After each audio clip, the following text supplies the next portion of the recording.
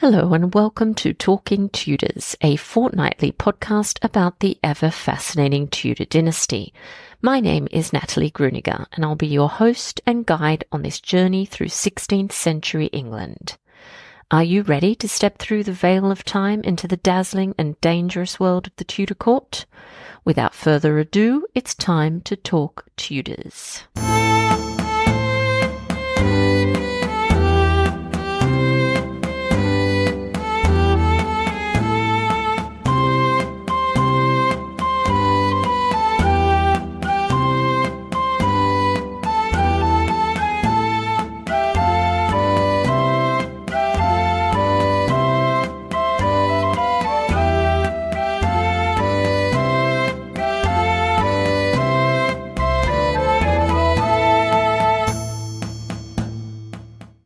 Hello everyone, welcome back to another episode of Talking Tudors. I'm your host, Natalie Grueninger. Thank you so much for joining me today. I'd like to begin by thanking the sponsor of today's episode, Gavin Whitehead. If you're looking for another podcast that does deep dives into fascinating history, I know one that you won't want to miss. It's called The Art of Crime, and it's a history podcast about the unlikely collision between true crime and the arts. The latest season is titled Queen of Crime, Madame Tussauds and the Chamber of Horrors. This season tells two stories. First, it chronicles the career of Madame Tussauds, one of the most celebrated showwomen of her day, kicking off in pre-revolutionary Paris and wrapping up in Victorian London. Second, it charts the evolution of the Chamber of Horrors, a showroom in her wax museum that exhibited macabre curiosities, including effigies of notorious criminals. Did you know that wax modelling was used to study human anatomy for centuries? How about that Tussauds Wax Museum played a crucial role in the outbreak of the French Revolution? Or that Tussauds made a bust of Napoleon by coating his face in plaster and sticking straws up his nostrils. He needed them to breathe.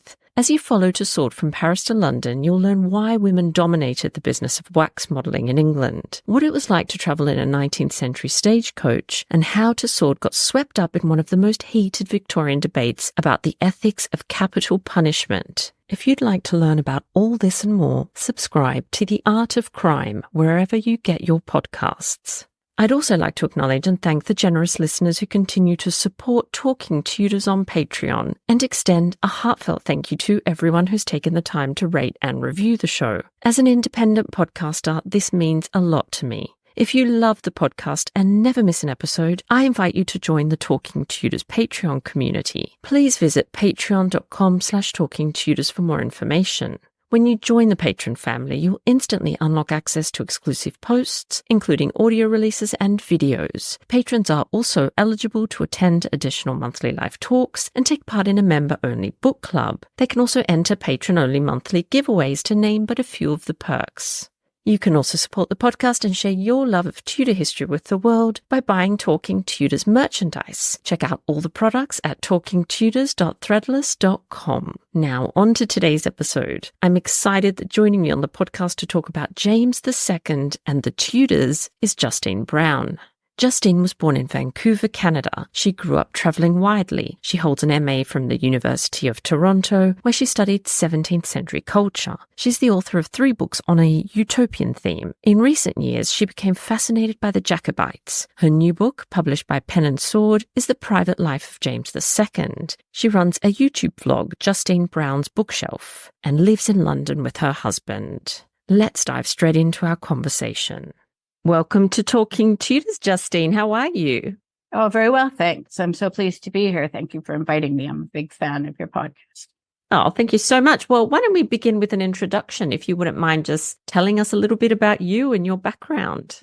Okay. Well, I am an English Canadian. I'm from Vancouver originally, although from a very young age, we moved around to various countries a lot, to England, Spain, New York City we lived in, and then we were back to Canada again. My mother's also a writer and my father is a performer. So we had an interesting sort of gypsy lifestyle. I studied English literature at the University of Toronto.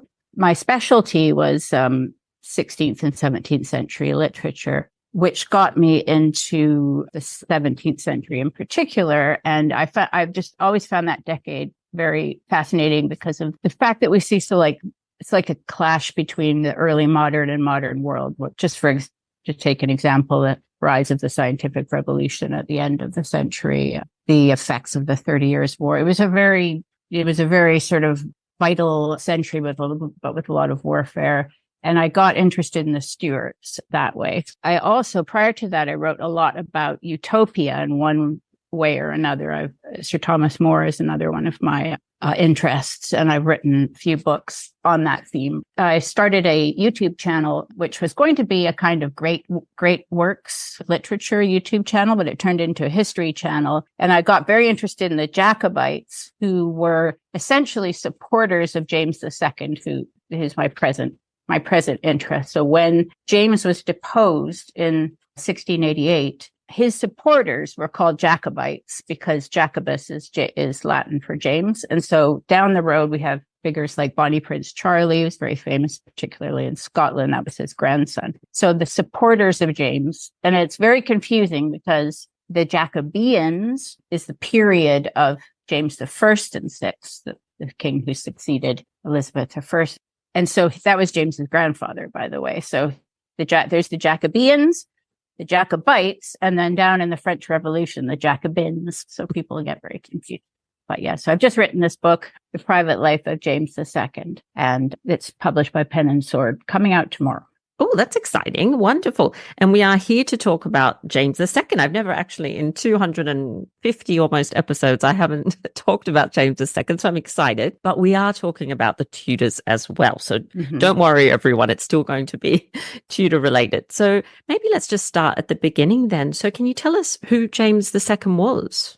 Yeah, so we're going to focus on James II and his connection to the Tudors a lot. But yeah, as you say, first, we need to know who he is. So James II was King of England from 1685 to 1688, and he was deposed in what is called the Glorious Revolution. But being a fan of James, I call that the Inglorious Revolution, or the Glorious Coup, I also call it. He tends to get short shrift in the history because largely for political reasons, because it's kind of an embarrassment when a legitimate king is deposed, and it's a little hard to explain that sometimes. So when I remember hearing about James in history class, and you heard a lot about his brother, Charles II. Charles II was the king who was restored after the Cromwell period. He is known as the Merry Monarch. He's famous for his sort of witticisms and his sybaritic lifestyle and pleasure seeking. He's a very amusing person. His brother, James, came in after him. James's main political problem was that he converted to Catholicism. It was about 12 years before he became king. And that really, he was actually an incredibly popular figure until that happened. And he was, because as Duke of York, which is what he was up until he became king, he was the head of the Navy. He was the head of the army. He won against the Dutch. He won New York for England. So what was New Amsterdam became New York. That was named after him, because the English won that New York in a treaty. He personally fought the Great Fire of London. He was the head of the firefighting services. They had to go through London, blowing up, creating fire breaks. And so he was seen as this heroic figure. He was like England's favorite. He was very handsome. He also loved women. That's kind of part of the topic of the book. Had a lot of mistresses like his brother, but he had this political problem, which was that he converted to Catholicism. And as people know, this religious division in England is probably the number one political problem that England had ever since Henry VIII broke with the church. And so let's talk a little bit about how the Tudors were actually regarded by succeeding dynasties like the Stuarts, for example.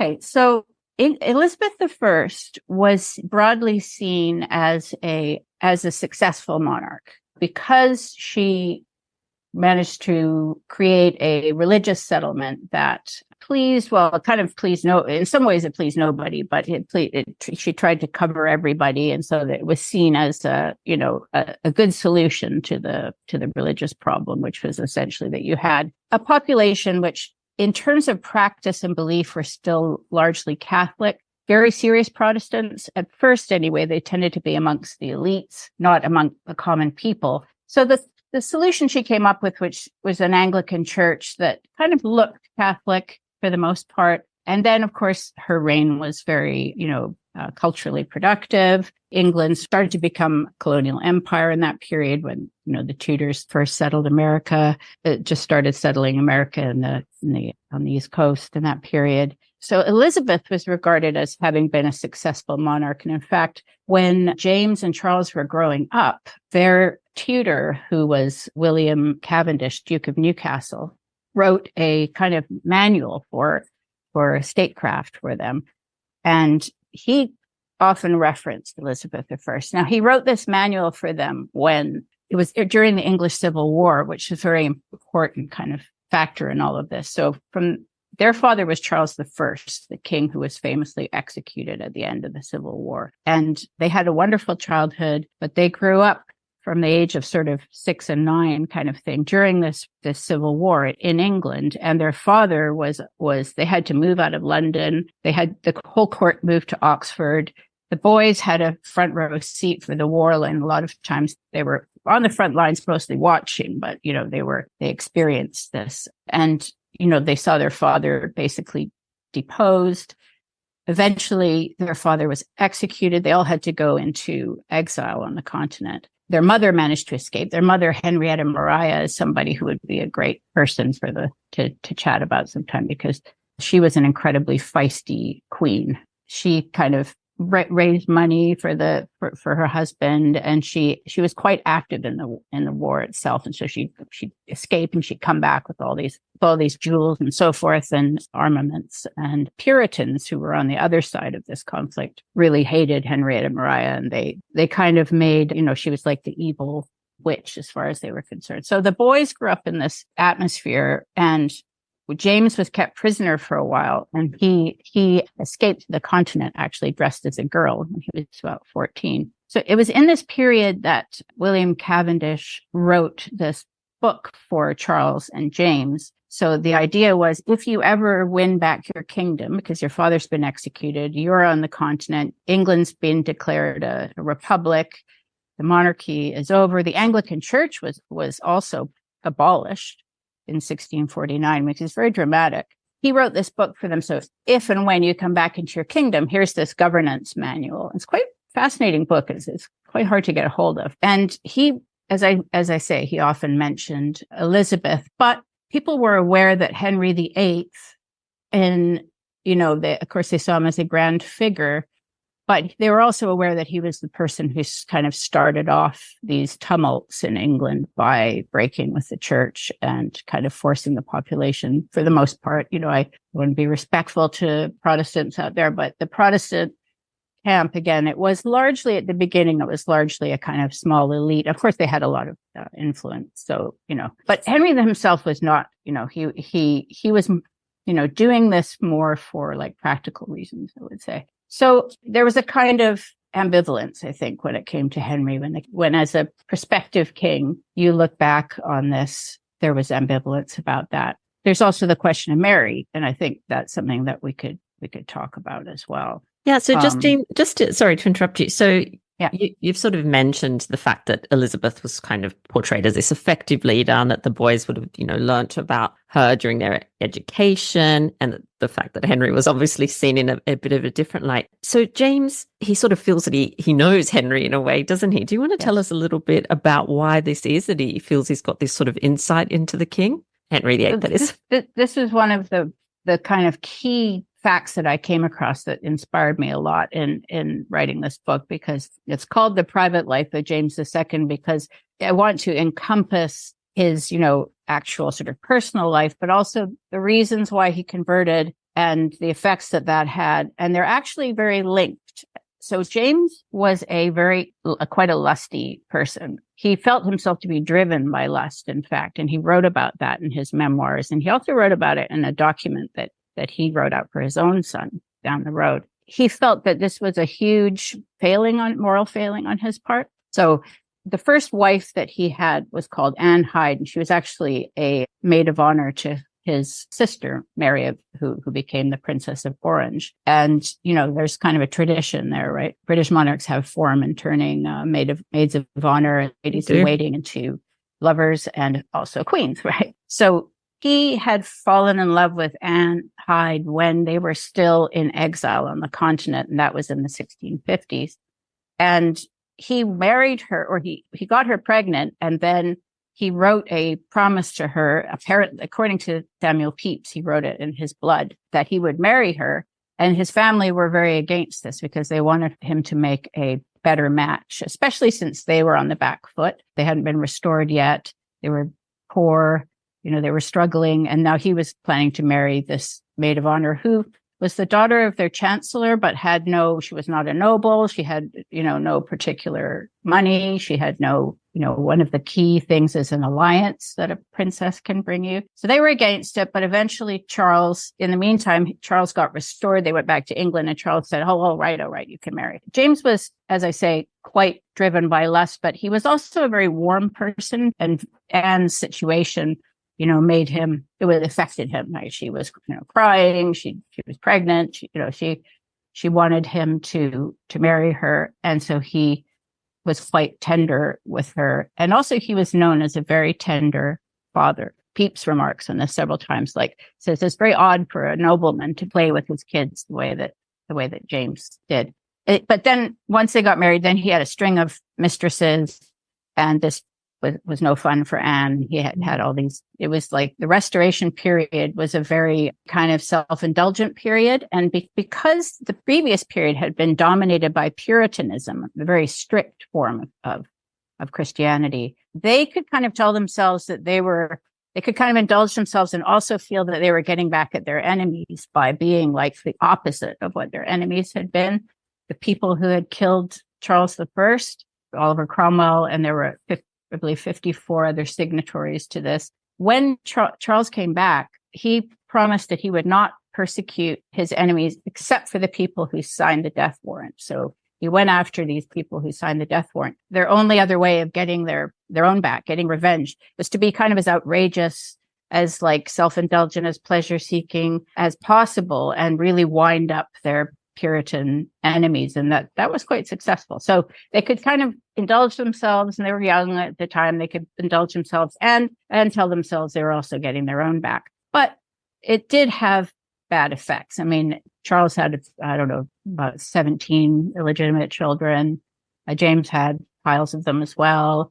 All these people needed to be taken care of. So James is very aware that he had this fault, which was that he was, overly kind of sexually self-indulgent. And so he sat down and read this book by an Anglican divine called Peter Heylin, who had been chaplain to Charles I. And he wrote a book on the Reformation, which went into a new edition in 1670. So we're in around 1670. And James decided to read this book about the Reformation. And in it, Heylin goes into great detail about why Henry broke with the church. And I suppose James must have had a rough idea of the history there, but he was also somebody who took religious ideas and conscience very seriously. So he kind of assumed that Henry must have had some religious objections to Catholicism that were very kind of theologically grounded, and that all this had something to do with Martin Luther. Well, whereas what we know is, in fact, Henry wrote a tract against Martin Luther, and he was given the Defender of the Faith title from the Pope for defending the church against Martin Luther, right? So Henry was not a kind of serious Protestant. So James reads this account. It's quite interesting because Heylin he talks about Mary, her mother. He talks about, and then the name of Anne Boleyn starts coming up. And in particular, the king's passionate attachment to Anne Boleyn. And James then thought he could see himself in Henry. He said, okay, I know exactly what is happening here. I'm this person who gets these passionate romantic attachments. I'm this person who's driven by lust. I see right through this guy. And that is exactly what he writes about this. Like he's just, the scales fell from his eyes. He saw Henry as a man like himself who really turned England upside down in order to get the woman that he loved. At least he loved her until he didn't. But, he obviously, we know that he passionately was driven by like the belief that he was deeply, deeply in love with Anne Boleyn, right?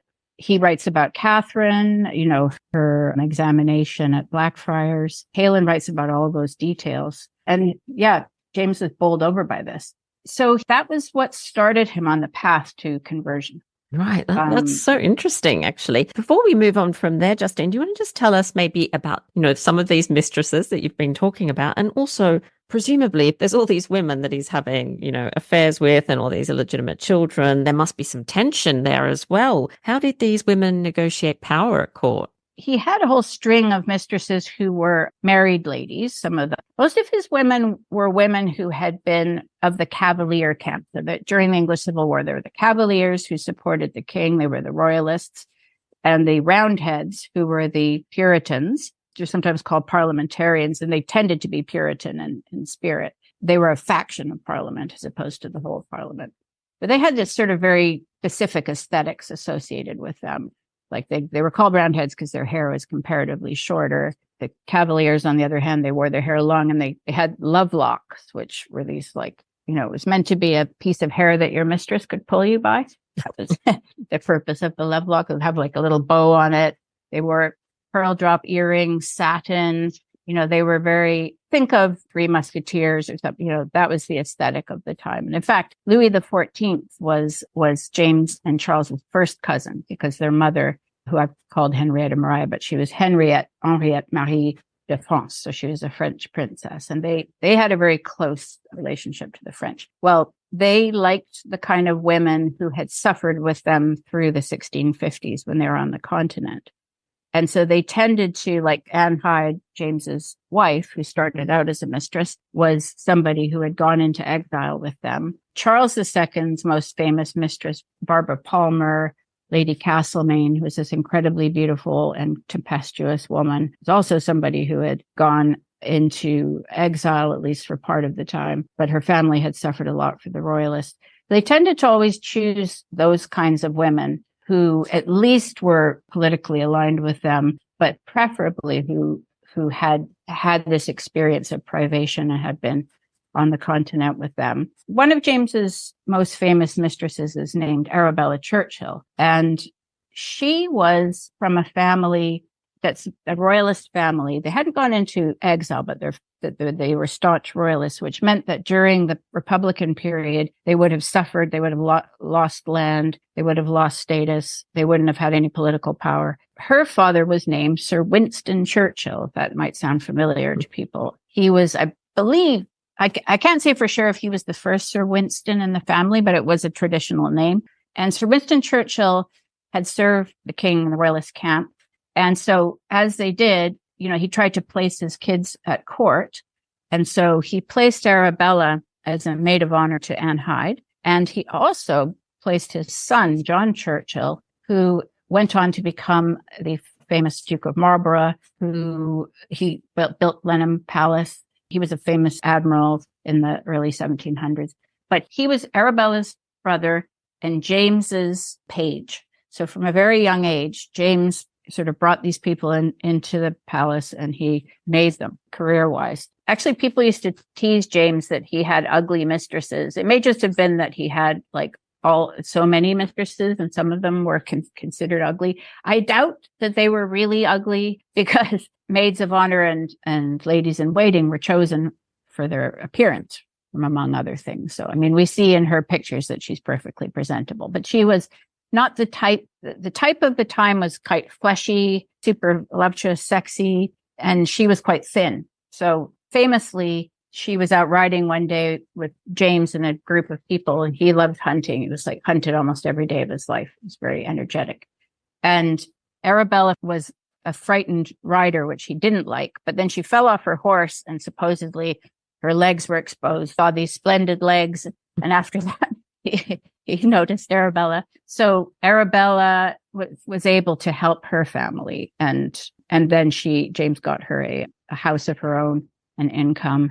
And she gave him 4 kids, including one incredibly, and they were all very devoted to their father and their father to them. They were illegitimate, but a lot of illegitimate sons and daughters could make very good marriages, especially if they had royal blood. And in fact, we know that, for example, Princess Diana was descended from both James II and Charles II through royal mistresses. So around this time, they had all these offspring, as I mentioned. A lot of the most famous aristocrats in England today are directly descended from James and Charles because they were so active in this regard. So when Prince William comes to the throne, he will be the first to be descended from James II since James was deposed. And given that obviously Charles and James are both very keen on women, did this cause a problem between the brothers? Like, did they compete for the same women? They did compete. Yeah. Charles would get in his digs about James's women because they competed over, in particular, there was Frances Stuart, who was a distant cousin of theirs. And she was the model for Britannia. So the image of Britannia that was put on coins, she was the model for that. And she was considered the most beautiful woman in England. And they sort of competed incredibly for her favors, but she actually didn't. She was one of the only women who turned both of them down and went on to make a good marriage to the Duke of Richmond. So they competed over her. They also competed over Elizabeth Hamilton. If people like this sort of, enjoy this kind of these tales, there's a wonderful book called the Memoirs of the Comte de Gramont, Gramont. And he was it's actually written by Anthony Hamilton, but it's the sort of ghost written by another person who was there at the court.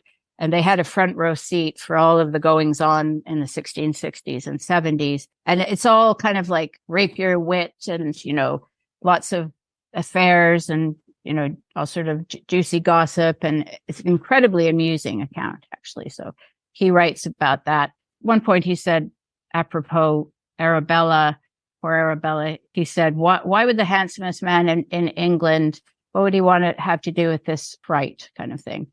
So they were quite hard on each other. And that was the Comte de Gramont, but that was kind of the tone of the time, that people had a lot of, to get off a lot of zingers. James wasn't really talented in this regard.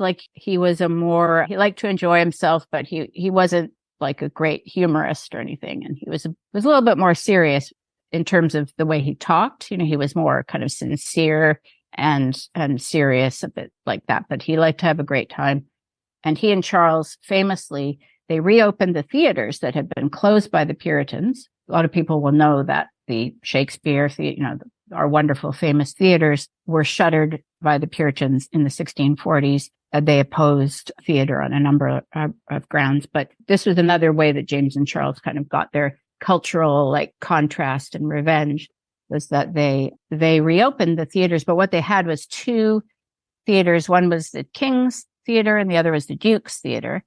And so they had those are the only ones in London. They had this sort of friendly rivalry, and James and Charles would go to the theater almost every night. And that's where Charles II met Nell Gwynn, the orange seller turned actress, who was also a famous wit.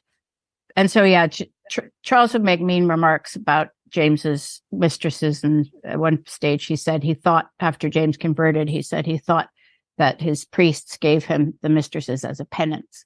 He had another mistress called Catherine Sedley, who was also thin, very witty, very amusing, dark eyes, dark hair.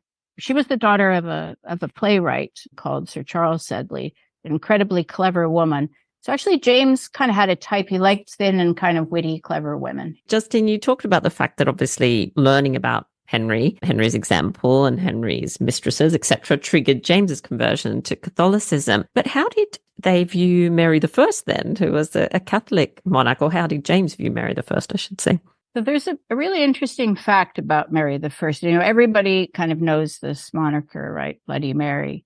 But what I learned was that, yes, she had a bad reputation, especially with devout Protestants, because she had overseen the burning of a number of heretics during her reign. And as others have pointed out, so did all the other kings and queens during this time. But when your enemy does it, it's worse, right? When your enemy does it, when your side does it, it's like when Elizabeth I has dozens of Catholic priests hung, drawn, and quartered.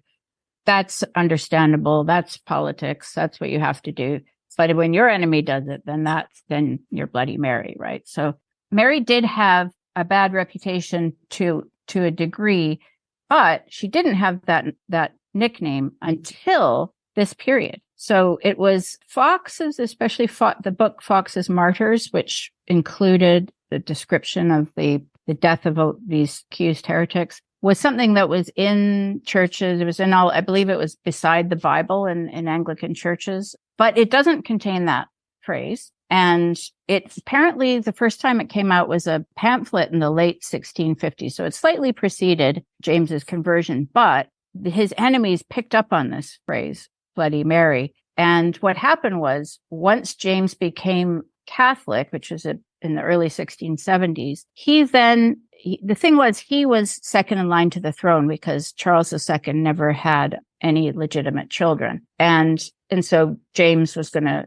be king next unless Charles had a child. His wife, Catherine of Braganza, had several miscarriages. But so the specter, right, of having a Catholic king led his enemies who were trying to have him cut out of the succession to sort of raise this kind of terrifying idea of having a Catholic monarch again. And so Mary had this, she haunted England anew. She had this sort of horrible new life as Bloody Mary. And that title is actually tightly linked to the whole question of James II and his kingship, because his enemies in Parliament, largely this, these kind of political debates are mostly driven by rather small amounts of people, but in Parliament where, they have the most power. There's like a pamphlet war going on the whole time because now we had access to the printing press.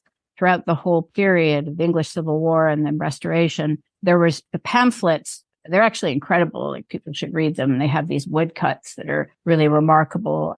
But so James was receiving these volleys of pamphlets in his direction, characterizing him as, potentially he's the new Bloody Mary. As soon as he gets on the throne, he's going to murder millions of Protestants. That's incredible that it's stuck for hundreds of years and she still, suffers from that reputation, which is terrible. Obviously now, we've got lots of people researching her and bringing facts to light, but still it does persist, which is amazing. So James II's great-grandmother was Mary, Queen of Scots. So what was her legacy and how was she remembered by her descendants? They were quite proud of their connection to Mary. Let me remind people that the Stuarts' claim to the English throne was a Tudor claim because they were descended from Henry's sister, Margaret. So Margaret went off and married the Scottish king, and her descendant were on the throne of Scotland. So, and people, who follow the Tudors closely know that Mary, Queen of Scots was Elizabeth's cousin. That's why both were Tudor descendants. So Mary, Queen of Scots had a very good claim to the English throne because of that. So did these Stuarts down the line. One of the tragedies about the execution of Mary, Queen of Scots, which, to be fair to Elizabeth, I think she wasn't keen to execute her cousin. She knew that it was actually politically very dangerous to do so because it meant that if you execute an anointed monarch, right, you're basically cheapening the lives of anointed monarchs everywhere. So she knew that actually made her life cheaper, potentially. And one could trace the connection between the execution of Mary, Queen of Scots, and the execution of Charles I in 1649, who is her descendant. And the reason, this sort of executing kings thing on the behalf of, certainly on the behalf of Parliament, that was totally new.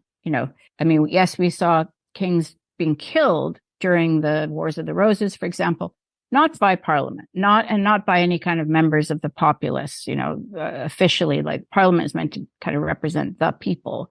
Nothing like that had happened as a complete and total shock. And they were intentionally kind of decapitating the traditional order when Charles was executed.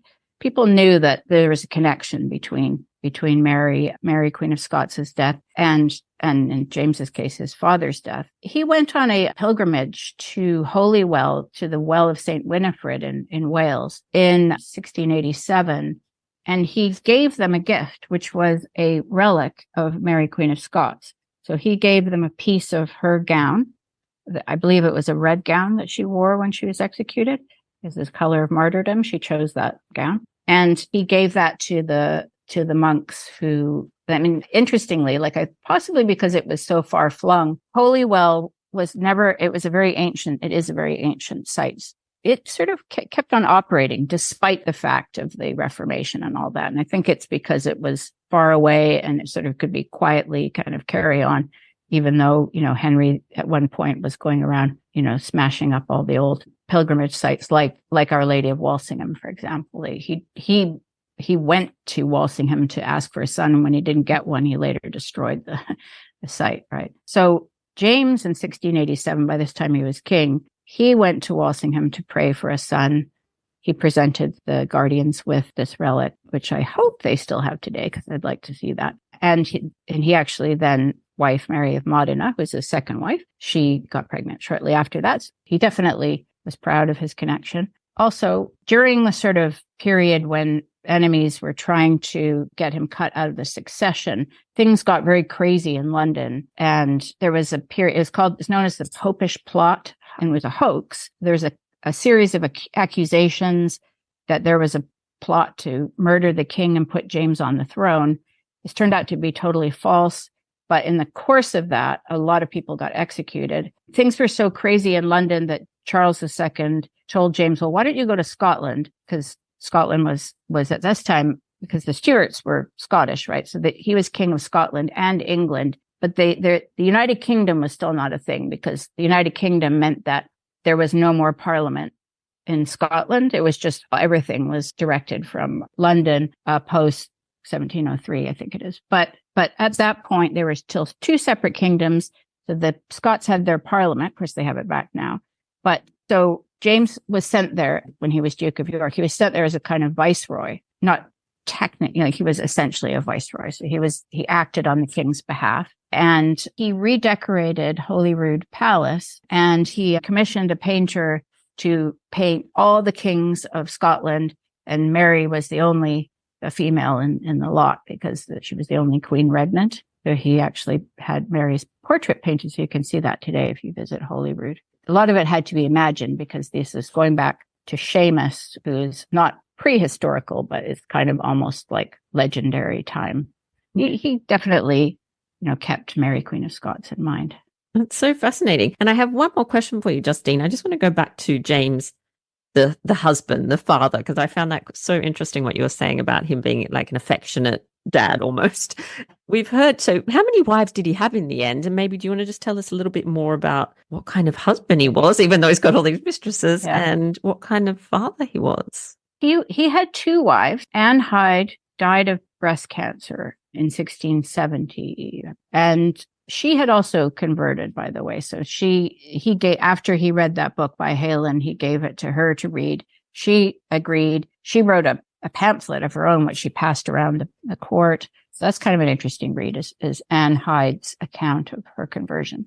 She was a great patroness of the arts as well. Sir Peter Lely was their favorite painter. And together they commissioned a series called The Windsor Beauties. And they painted all these gorgeous women, including the famous mistresses of Charles II, Barbara. There are many of Barbara Palmer, Lady Castlemaine, Duchess of Cleveland. She has all these different titles. But when I look at pictures of her, and then Frances Stuart who is considered to be the most gorgeous woman, I think Barbara takes the cake.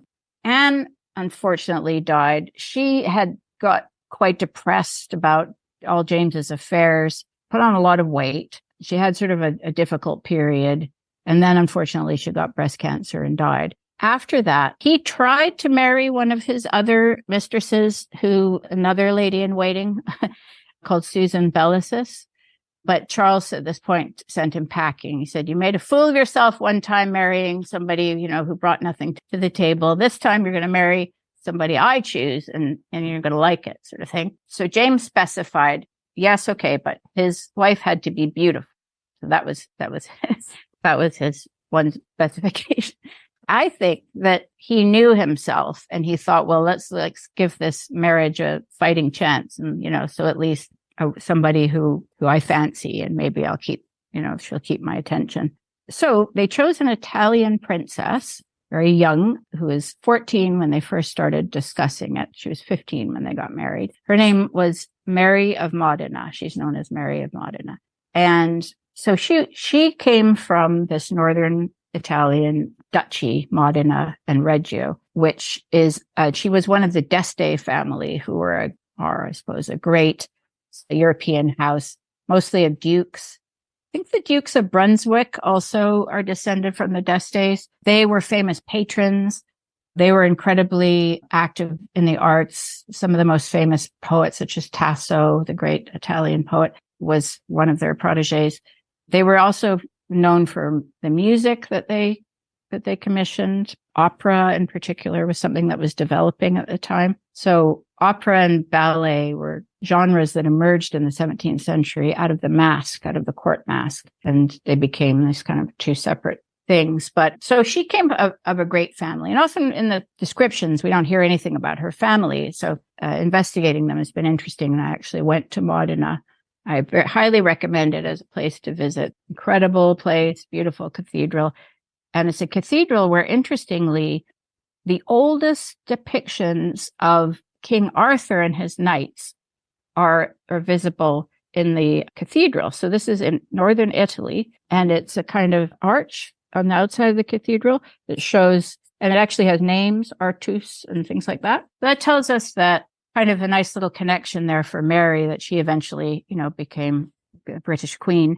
And I like to think that, maybe she heard these stories as a child. But yeah, it sort of shows us that the Arthurian cycle was very famous all over Christendom. It was all over Europe, It wasn't just limited to France and England, let's say. So she wanted to be a nun. She wanted to become a Visitandine nun, a order of the Visitation, because her mother, who was who's actually a reigning duchess, governed the place as a regent. And she and I think Mary would have learned quite a lot about governance from her mother. But yeah, her mother had founded this convent close by. Mary wanted to join that convent, but she was persuaded by the Pope to marry James instead, because there was a prospect of her becoming Queen of England.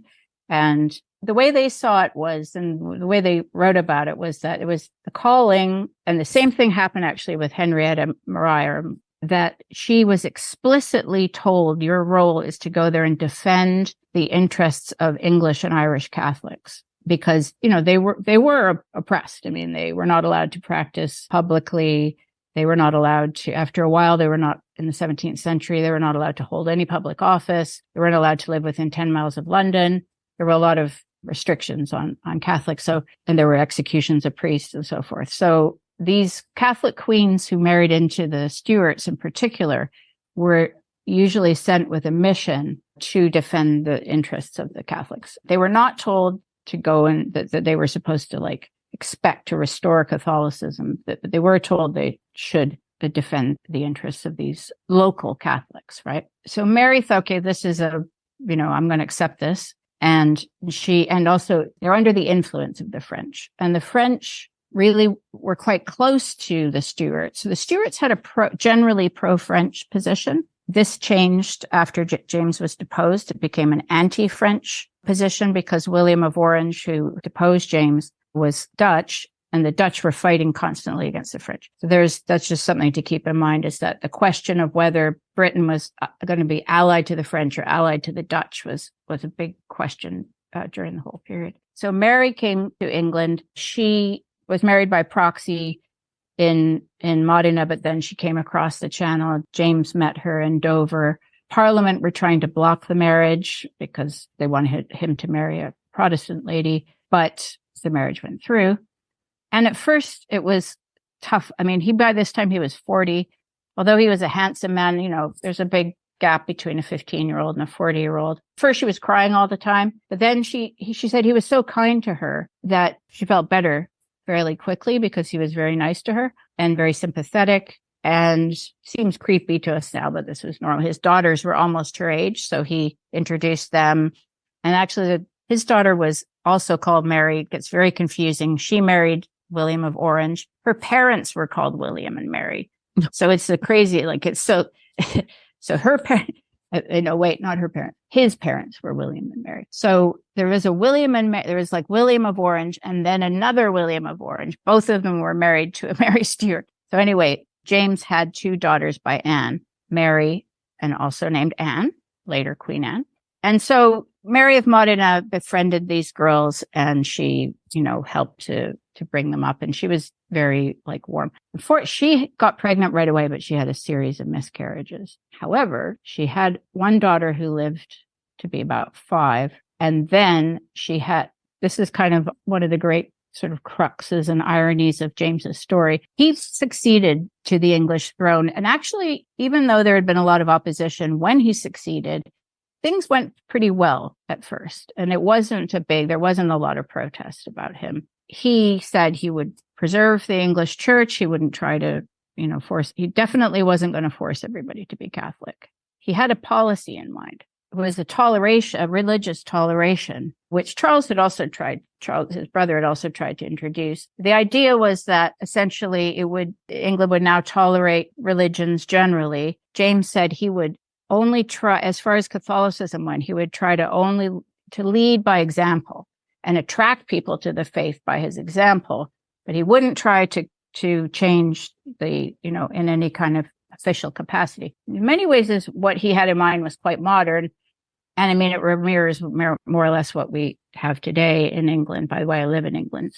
But this arrangement at the time the problem was that the Anglican Church had supported James. The Anglicans supported his succession because they lauded, the principle of monarchy and of the succession was very important to the Anglicans. So even though he was Catholic, they generally supported him. But when he tried to create a toleration where it would mean tolerating all the small Protestant sects and the Catholics, the Anglicans got very nervous about this suddenly. So his base kind of started to turn on him a little bit. So when he became king, people thought, well, his wife hasn't got any kids.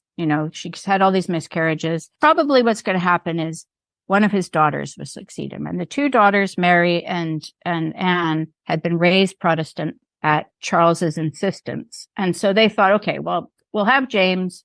He has a lot of good points, but we won't have a Catholic succession.